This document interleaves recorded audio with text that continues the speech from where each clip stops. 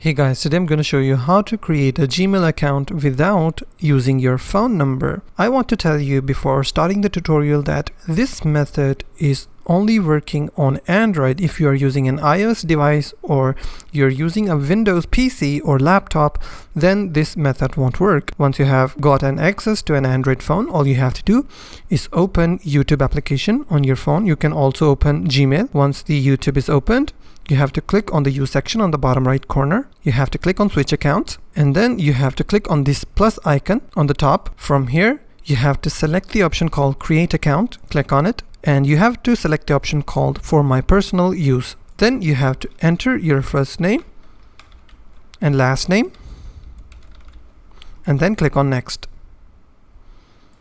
Then you have to enter your birth date, enter gender. Then you have to choose a username for your Gmail account. Wait for a few seconds.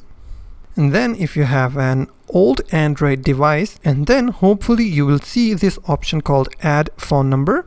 Then you can scroll down all the way to bottom, and you will see two options, skip and yes, I am in. You have to select the option called skip.